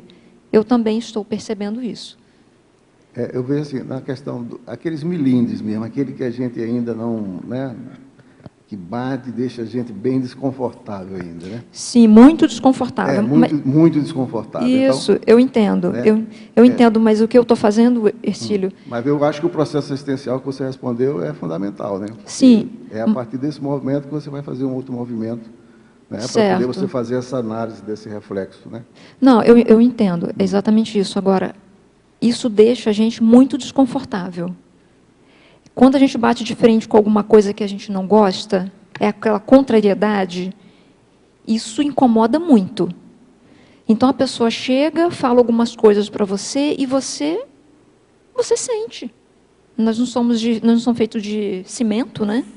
Nós somos holossoma, nós temos pensenes. Disso, entendeu? Eu queria, assim, mas o reflexo aí é que está. Eu não posso permitir que esse reflexo seja na geração de uma brecha. Aí é que está, é onde eu estou batendo de frente. Eu não quero que isso vire uma brecha patopensênica. Você está falando que o que você não permite é que haja uma reação. Exato, é isso? exato. De patopensenidade. Uma reação patopensênica Exato. Com relação ao agente daquela pessoa. Né, ou a pessoa, sim, o fato, né, que foi o agente ali do seu incômodo. Eu não posso ser reativa com a pessoa, porque a questão é um aspecto meu que não está trabalhado. Se a pessoa chega e falou alto comigo e eu me assediei com aquilo, é porque eu não sei lidar com uma pessoa que fala alto. Só. Mais nada. Se ela sabe, por exemplo, que... a Simone, ela é engraçada. Se eu fizer isso aqui com a Simone, ela vai se assediar fácil. A pessoa vai justamente ali. Tem gente que sabe exatamente onde pode pegar. Tem gente que sabe aonde ela pode tocar, que vai tirar o outro do ponto de equilíbrio dele, do eixo. E isso é simples, as pessoas... É só você... O assediador, ele observa bem isso. E ele faz isso fácil. E tem aquela técnica de identificação dos trafores também, né, Sim. Simone? Assim, para cada trafar identificado, no mínimo 3 trafores. Sim. Né, também, né? Exatamente. Porque isso ajuda nesse equilíbrio, pelo menos ali, mais momentâneo, da contrapensenidade, né? Sim. Da contrapensenidade patológica ali com relação a outros. Isso. Né? Eu acho que assim, tem situações que elas são... Tem situação que são bem complexas, né? São várias situações que a gente passa no dia a dia. Algumas são mais complexas. Eu estou conseguindo resolver todas? Não estou. Mas eu acho que muitas eu já estou resolvendo. Muitas eu já resolvi, já saí assim, muito bem. Pensei, nossa, como que eu consegui resolver aquilo? Que bom que eu resolvi. Teve algumas que eu não consegui resolver ainda, mas eu vou conseguir. Vou conseguir resolver, vou sair bem. Eu acho que são essas questões, Ercílio, que a gente tem essas questões que pegam com mais detalhe, que são mais tênues, é aí que a gente tem que atuar. E não deixar acontecer, não. Eu estava pensando aqui o seguinte, né, eu queria ver assim, na sua vivência, assim, justamente esse reflexo mesmo, durante a questão mais de tempo, né? Aquela mesma pessoa que faz uma coisa negativa para mim, eu tenho um reflexo durante um certo tempo. Sim. Essa mesma pessoa me faz uma coisa positiva, qual o reflexo disso em mim, em termos de duração também, a respeito daquela própria pessoa, entende? Entendi. Isso é que... O reflexo... Né? Esse diferencial, assim, se você consegue já... Né? Porque às vezes a pessoa faz uma coisa errada com a gente e fica um ano com raiva da pessoa. Né? Quando ela faz uma coisa boa, a gente não demora nem um dia, né? Já esqueceu, mas aquele negativo ele predominou. É verdade. Né? Pois então, aí o que eu observo é o seguinte, é o predomínio que vai ter em mim naquele momento do trafora ou do trafar. Se eu tiver com predomínio trafarista, eu vou segurar aquilo durante muito tempo. E vou levar durante 1 ano, 2 anos. Talvez eu tenha que conversar com a pessoa durante, sei lá, um tempo. Eu já tive... eu gosto muito, quando acontecem coisas desse tipo, de chamar a pessoa para conversar. Literalmente. Vamos chamar para conversar. Eu já fiz isso várias vezes. A coisa ficou mal parada, eu peguei, eu chamei e não deixei passar muito tempo, não. Isso é bom. Chama para conversar. Na hora, essa é uma das maneiras. Em princípio, tudo bem, Ercílio? Em Principiologia, na página 7, Simone, na primeira linha, poderia esclarecer o princípio da não linearidade? Vamos lá. Sim, o princípio da não linearidade é justamente essa dificuldade que nós temos de ser traforistas o tempo todo, de ser cosmoéticos o tempo todo. Então, essas escapadas, essas derrapadas, é que nos faz ter um pensamento, um pensene de não linear. É aquela ortopensenidade que nós não alcançamos ainda. Então, isso precisa ser mais prático, sabe? A cosmoética precisa ser mais prática, o traforismo precisa ser mais prático, mais teático. Isso tem que ser todos os dias, toda hora, com qualquer pessoa, em qualquer ambiente. Eu me lembro que o professor Valdo Vieira falava muito disso e deixava isso bem claro, que ele não gostava de muitas alterações, ele não gostava de se sentir alterado. Na verdade, ele não se alterava. Não se alterava, né? Ele já não se alterava. Então, ele não gostava disso. Né? A estabilidade, manter aquele contínuo. É o que nós queremos, é manter o contínuo. É aquela condição também, aquele princípio, né? É preferível você ter 5% mais de performance, né? De disponibilidade, mas de uma forma mais constante, do que ter picos, né? Ou de performance, ou de disponibilidade, ou de lucidez, né? Ou de assistência.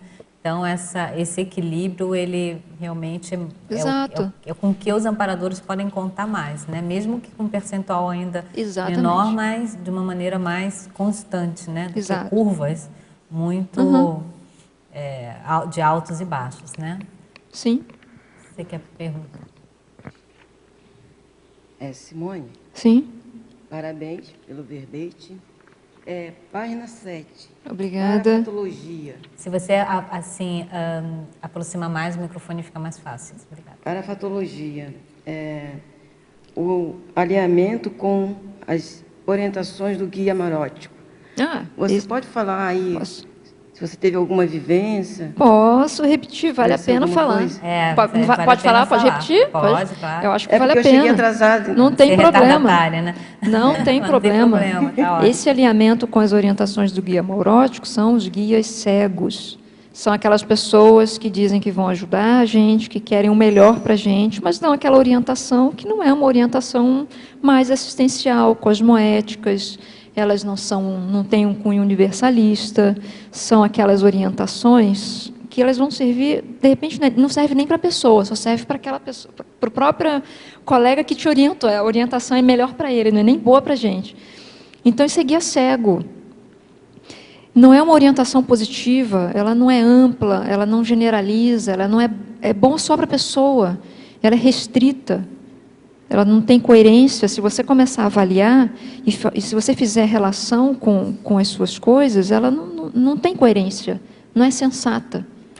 Sabe? Você fazer uma coisa, tomar uma iniciativa, uma decisão que vai prejudicar alguém, isso não é positivo, não é cosmoético. A gente tem que fazer as coisas que não atrapalhem os outros. Entende?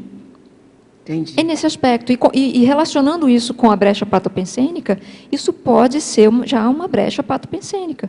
O guia cego está orientando a pessoa, já está dando ideia para ela, porque tem conexão com a patopensenidade dela. E esse alinhamento pode durar muitos anos? Isso pode durar a vida da pessoa. Ela pode ser orientada o tempo todo por guia cego. E ela acha que tem amparador. Ela acha que está bem, e não está bem. Como é que sabe? Como é que a pessoa sabe disso? Avalia a vida toda, vê como é que está toda a vida dela. Como é que foi construída a vida dela? Quem são as amizades? Se as amizades se ela assiste às amizades dela, se aquelas pessoas se sentem assistidas por ela, se é algo mais universalista ou se é somente ali para aquele núcleo de pessoas. Tem que analisar a vida toda dela. Se ela segura informação ou se ela solta informação para os outros, né? Se é uma pessoa que esclarece as outras pessoas. Esse é um dos indicativos aí. Tem que ver se ela está com guia cego ou se está com... E assim, qual é a sua orientação assim, para fazer a dissidência desse guia cego? Então, a dissidência, a pessoa tem que cortar a conexão pensênica com esse guia cego. Só que a pessoa, quando está envolvida, é muito difícil, porque ela não enxerga. A pessoa de fora, ela enxerga. Quem está de fora é que enxerga isso. Quando a pessoa tem um lapso de lucidez, quando ela consegue alguém que oriente, por isso que existem os resgates, né? Por isso que é bom você ter uma orientação de fora, alguém que chega, que enxerga e vai lá, que te mostre alguma coisa, que te dê um sinal de que, olha, isso não está certo. E para a pessoa perceber. Isso é positivo. Agora, como é que a pessoa percebe que ela está passando por uma orientação por guia cego? Se ela tiver interesse, se alguma coisa já acendeu que ela pode está sendo orientado por guia cego, já é um sinal. Ela pode procurar orientação, pode fazer cursos que ajudem ela a perceber isso, que dê a ela criticidade, que ela comece a observar que guia cego não quer o melhor para todos, ele quer o melhor para ele, ou somente para um grupinho, ele quer o melhor somente para aquelas pessoas que ele privilegia. Então, por exemplo, a atuação da pessoa. A pessoa trabalha em quê? O que a pessoa faz na vida dela? É uma atitude mais universalista ou é uma atitude que ela defende só o grupo dela? Tem que ver o que a pessoa defende, quais são as ideias dela. Porque o guia cego, ele se fixa nisso, ele se prende nisso. Se prende num caráter mais particular, mais egóico, né? Na anticosmoética. Mais levar vantagem, né? Mais na questão de levar vantagem. Né? Uma outra coisa, a pessoa ela é mais cosmoética ou ela é mais anticosmoética? Pode ver isso também. É mais doadora, mais né? doadora, ou é mais tomadora, né? Exatamente. A pessoa ela é mais... Às vezes a pessoa tem mais... Ela vampiriza mais os outros, né? Ela quer tudo muito para ela. É uma das maneiras de se perceber que ela está com guia cego. Eu queria falar uma coisa. Sim, claro. A conexão com o guia cego é sempre prazerosa, né? Porque o guia cego é sempre uma pessoa próxima, aparentemente boa, né? Então, a pessoa ela tem muita dificuldade de identificar essa atuação anticosmoética, né? Essa ligação, essa amizade que essa interferência do guia cego. Então, é bastante difícil. Então, a autorreflexão, a autopesquisa aí é muito importante. Sim, eu acho que um outro aspecto aqui que você está falando, que me fez pensar, é o seguinte: a pessoa defende muito ela mesma. Isso é um aspecto de guia cego. Ela parte para as defesas pessoais que ela se segura e não solta de jeito nenhum. Ela se defende demais. Tudo é muito dela, tudo é muito egóico. Eu coloquei aqui no verbete, falei sobre a questão das interprisões. Então, a pessoa ela parte para a defesa dela, que ela não solta. É ela, é a família dela, tudo que está ali. É o umbigo dela. É muito detentora da razão, né? Muito detentora da razão. E isso é um comportamento de guia cego. Perfeito. E a dificuldade também de abrir mão do ganho secundário, Não né? abre mão, a pessoa não abre mão. É muito difícil. Sabe um outro sintoma que tem a ver com guia cego, que lá no Para Direito a gente estuda? A condição da síndrome do justiceiro. Sim. A síndrome do justiceiro faz uma conexão com os guias cegos, assim. Sim. Porque tem com esse objetivo inflar muito o ego, né, do assistente, e com o pretexto da condição da justiça, né, de fazer justiça, de defender os frascos e comprimidos, Isso. né? Então, mas é tudo em função do ego. Não que a condição da indignação cosmoética, com a cosmoeticidade, com a justiça não pode existir, mas aquelas tendências da síndrome do justiceiro que muitas vezes não, a gente observa nos nossos estudos lá que tem uma conexão bem próxima com a condição dos guias cegos. Tem, em função certeza. disso, de uma manutenção, de um afago, né, na questão egóica, né, mais egocêntrica. Com certeza. Assistente. Tudo bem aí, Vilma? Achei muito interessante o tema do verbete. No início dessa semana, passei um bom tempo em processo de pensamento sobre a pensenização patológica. Somos o tempo todo influenciados intra e extrafisicamente, isso é fato, mas temos o poder de decidir sobre a adesão ou não dos patopensênios, tudo é uma questão de tornar consciente as influenciações inconscientes. Isso aí, lucidez, né? Obrigada. A decisão final sempre será de nossa responsabilidade. O assédio só ganha força maior se em nós houver o autoassédio. Eis a importância de conhecermos nossos pontos de fragilidade que levam ao assédio. Então, ele está reforçando, né, o Teliterpiano aqui, sim, tá perfeito. colocando que você já colocou várias vezes aí, Simone. E ele pergunta, na laboratoriologia, na página 7, no final da primeira linha, o que é o laboratório conscienciológico da autopensenologia e como se aplica? Sim. Nós temos aqui no CIAEC, lá no Rio de Janeiro, em Saquarema, não é? Pelo IPC, nós temos vários laboratórios. No campus de Aracê também, né? E Aracê também. São vários laboratórios de autopesquisa, né? E esses laboratórios são estruturas mesmo, estruturas físicas, né?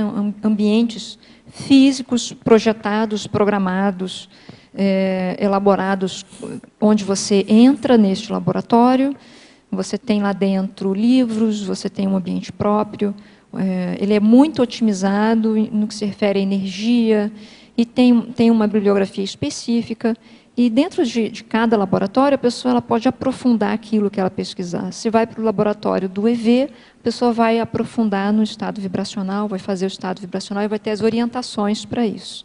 No caso da autopensenologia, a mesma coisa, aqui no CIAEC tem. Esse é um dos laboratórios que eu coloquei aqui no verbete, que eu deixei como importantes aqui a serem feitos, e que ajuda muito a pessoa a identificar a pensenidade dela, que ajuda muito a perceber como ela está funcionando, o que ela penseniza, a clareza dos pensamentos, como isso chega para ela. Então, vale muito a pena utilizar os laboratórios. Chegar aqui no CIAEC, ficar um tempo, passa um final de semana para poder experimentar esses laboratórios. A gente cresce muito com isso. No campus de Saquarema são 4 laboratórios, né? 6, 6 laboratórios, né? E o grupal lá, o laboratório grupal tá saindo, né? Tá saindo. O pacificário. Aqui no CIAEC são 16 laboratórios individuais e um laboratório grupal, que é o acoplamentário, né? E na Aracê, tem alguém da Aracê aqui? Tinha, né? Não tem, eu não me lembro se são 9 ou 10 também laboratórios individuais e 3 serenários lá, né? Sim. E no campo da Sinvex também tem um serenário. Então está lotado de laboratório. Ótimo. O que não falta é laboratório. Em Fatologia, Simone, na página 7, segunda linha, uma pergunta que vem da Alemanha para você. Aliás, 3 perguntas que vêm da Alemanha para você. Opa! Poderia expandir a falta de confiança e o descontrole emocional? Sim.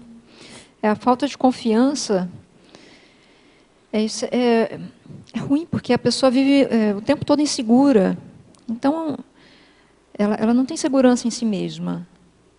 E imagina uma decisão que a pessoa tem que tomar e ela não consegue decidir. Então, isso é ruim demais para a pessoa. Isso afeta o dia todo, afeta a vida dela e isso deixa muita brecha porque ela não se decide. O descontrole emocional é pior ainda, eu diria pior ainda, porque o assediador, ele adora se conectar pelas questões emocionais. É onde a gente mais perde tempo com as questões emocionais. Os apelos emocionais diários, eles são muitos. Você liga a televisão, é apelo emocional. Você conversa com alguém, é a pessoa falando, é a dramatização o tempo todo, é a gente o tempo todo dramatizando alguma coisa, algum fato da nossa vida. Então, o assédio, ele pega muito por aí, sabe? Então, as brechas patopensênicas, elas têm uma relação grande com a insegurança e tem uma relação grande com o descontrole emocional. Nós temos que ter um alinhamento muito positivo no que se refere às nossas emoções.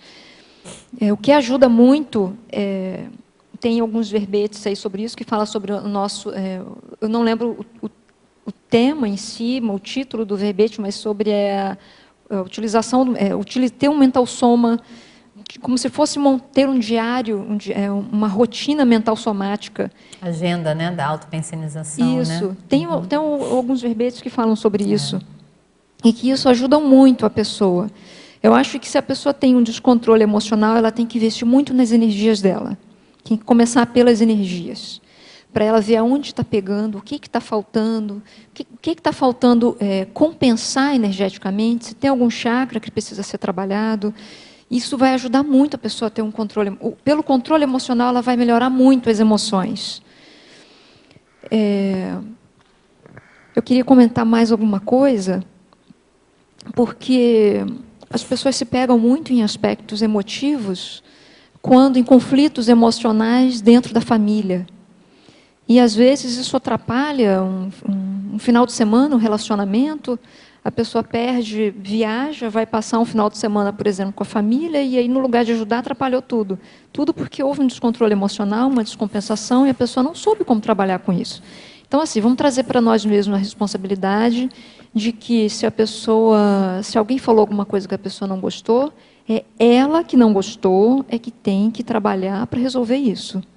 Não é levar para casa, não. Para e reflita na hora.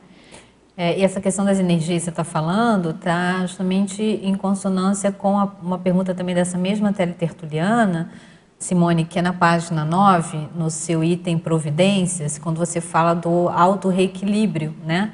E ela pede para você aprofundar esse item do auto-reequilíbrio. Tá, na página 9. Isso, em providências. Entendi. Sim, auto-reequilíbrio, certo. Mobilizar as energias conscienciais visando alcançar o estado vibracional e o consequente reequilíbrio holossomático. Sim, vamos colocar um exemplo, então, dentro da questão emocional. Digamos que aconteça uma coisa muito, assim, muito chata, uma coisa, por exemplo, que para alguns pode ser algo muito simples, mas digamos... a pessoa que gosta muito de bichos, assim, que gosta de cachorro, que gosta de gato, muita gente gosta. Então, a pessoa já tem aquele cachorrinho lá durante muito tempo, a pessoa tem muita afeição pelo bichinho, e o bichinho fica doente. Emocionalmente, a pessoa sai de casa abalada com aquela questão. Isso, para ela, pode ser uma brecha patopensênica, porque ela está abalada com aquilo dali. No fundo, aquilo ali mexeu demais com ela. Ela pode estar dirigindo e começar a chorar por causa daquilo, entrar num processo, um surto ali, porque ela tem um amor muito grande pelo animal. Pode ser por uma questão familiar, um familiar que está doente. Pode, o familiar está doente, uma criança. As mães, então, ficam muito chateadas, desesperadas emocionalmente, porque a criança saiu de casa, a criança está com febre. E a pessoa fica muito abalada emocionalmente com isso. Isso é um transtorno emocional que a pessoa está passando naquele momento e que para ela é muito importante, ela precisa resolver. Ela precisa se reequilibrar para poder trabalhar, para fazer alguma coisa. Então, o reequilíbrio consiste em trabalhar com as energias, promovendo na pessoa um estado melhor das energias dela. Precisa reequilibrar aquilo, precisa parar tudo, sim, precisa parar. Não pode sair com o carro daquele jeito. A pessoa tem que repor as energias, compensar, procurar trazer coerência, procurar pensar em mental soma, procurar pensar, fazer conexão com o amparador. Vamos pensar que aquilo ali vai passar, que é só um momento, a criança vai se restabelecer, o cachorrinho vai ficar bem, as coisas vão melhorar e que aconteça o melhor para todos. Isso, já vou aproveitar aqui essa fala até para você dar sequência nessa linha de pensamento, Simone, porque a teletertuliana pede para você aprofundar na página 7, em fatologia, na 5ª linha de baixo para cima, a dramatização dos fatos. Então, acho que... Está dentro desse aspecto. Está dentro desse aspecto, sim, né? Se você quiser fazer um fechamento dentro dessa sua linha de raciocínio aí, sobre a... Sim, no caso seria desdramatização, né? Sim, mas você menciona aqui a dramatização. É o ponto auge aí das emoções, e que pegam muito porque a gente entra no processo de dramatização e começa a achar que as coisas não vão dar certo. Começa aquela tragédia que a gente falou ainda há pouco, que tem lá que o professor Valdo colocou, é um pouco maior que isso, mas a pessoa entra numa crescente de que as coisas não vão dar certo. As coisas vão dar certo, sim. Nesse momento, tem que se conectar com coisas melhores, tem que se conectar com uma perspectiva positiva. A gente não pode se conectar com aquilo que não é bom, porque daí entra a brecha. E aí o dia não vai ser bom de novo. E aí vai ter conexão com a assediadora, e é um dia menos que a pessoa vai ter que contar naquele potencial de desperticidade dela. Hoje não, hoje eu não posso contar mais, porque hoje eu não fui desperta. Então eu quero ser desperta nesse dia. Então eu vou conectar com o amparador, eu vou trabalhar com as energias. As energias dão calma à pessoa, traz a calmia, porque restabelece o equilíbrio dela. Então, se a pessoa está muito desequilibrada, ela respira fundo. Isso é um potencial positivo da respiração que a gente tem, é um aspecto fisiológico normal, que isso é usado, a gente usa isso para potencializar e melhorar. Então, respira fundo, isso vai trazer um reequilíbrio, trabalha com as energias, faça o estado vibracional, e que as emoções elas vão começar a ficar mais calmas, a pessoa automaticamente ela vai entrar no processo de pacificação íntima. Com cosmoética, a gente chega onde a gente quiser com muita tranquilidade. Se é cosmoético, querer bem ao cachorrinho e à pessoa, ao amigo que a gente tem, isso tudo vai dar certo, vai ser tudo positivo. Não vai dar errado, pode ter certeza. Muito bom, Simone. Pena que o nosso tempo já finalizou, ficaram 2 perguntinhas ainda, mas eu passo para você responder para os teletertulianos. Tá ok. A gente te parabeniza. Sim, obrigada. Fez uma apresentação já veteraníssima, né? Então a gente aguarda aí seus próximos verbetes de caloura, não tem nada, né? Já super veterana, né? Obrigada. Parabéns, tá? Obrigada aí pelas suas explicações, foi muito bom. A gente agradece a participação de todos que aqui estiveram presentes com as perguntas. A gente também agradece ao pessoal de casa, online, pela participação, à equipe técnica, e a gente passa para os avisos finais. Antes dos avisos finais, deixa eu dar um aviso final aqui. Espera aí. Vou começar os avisos finais, tá bom? O pessoal da Conscius está convidando, gente, até indo muito ao encontro de estudo que a Simone falou aqui, do autoconhecimento, da autoconscienciometria, né? Hoje é dia de cobaia voluntária do conscienciograma, tá? Então, começa agora, às 15 horas, e vai até às 20h30, na sede da Conscius, lá no Discernimento, uma atividade que não tem pré-requisito, penso eu, porque não está aqui escrito nada a respeito de pré-requisito. Então, é uma atividade que ajuda a pessoa a participar, né, do Consciência, um ótimo exercício aí autoconscienciométrico para ainda identificarmos as brechas autopensênicas, né? Vamos lá, Karina, com você agora. Agradeço. As pontuações da tertúlia de hoje são 27 assinaturas do livro de presença, 6 perguntas presenciais e 23 perguntas online. Os recados de hoje serão o Valdirene, a complementário, Marta Brito, concurso Mapeamento Energético, e Paula Souza, com preceptoria verbetográfica. Boa tarde a todos. Em nome do CAEC, eu quero convidar para o acoplamentário, que acontecerá no próximo final de semana, de 18 a 20 de novembro. Então, o acoplamentário é um laboratório grupal e multidimensional, tecnicamente preparado para potencializar o desenvolvimento do parapsiquismo e dos atributos conscienciais. Neste final de semana, dos dias 18 e 20 de novembro, vai ter o acoplamentário com a temática Amizades Evolutivas. Os epicons serão Patrícia Pialarice e Tony Muscoff. Durante este acoplamentário, vai ser apresentado algumas técnicas com o objetivo de identificar amigos evolutivos. São aquelas pessoas que nós encontramos durante a nossa vida. E também debater, tirar dúvidas, aprofundar em relação aí à própria temática. Então, os interessados podem procurar a recepção do CAEC para fazer a inscrição ou através do telefone 45 3525 2652. Obrigada. Boa tarde. A ACIP convida a todos para o curso Mapeamento Energético do professor Leonardo Rodrigues, nos dias 19 e 20 de novembro, na sede da ACIP, no Polo Discernimento. É um curso prático, onde serão abordados os temas assimilação e desassimilação de energias, autodefesa energética, autodesassédio, domínio energético, desenvolvimento do parapsiquismo, identificação de energias patológicas e sadias. Mais informações pelo telefone 45 2102 1421 ou pelo e-mail acip@acip.com. Obrigada. Boa tarde a todos. Em nome da Enciclosapis, eu convido você para participar da preceptoria parapedagógica personalizada, que é fornecida por professores especialistas no conforto da enciclopédia da Conscienciologia, em auxílio à resolução de dúvidas e na eliminação de travões dificultadores da finalização dos seus verbetes. Como pré-requisito, nós temos ser aluno, ser ex-aluno ou ex-aluna do programa Verbetografia ou ter defendido um verbete. O horário seria horário e local, sala da Enciclosapis, anexo ao tertuliário, aos domingos, das 14h30 às 18h. Tem a duração de 1 hora.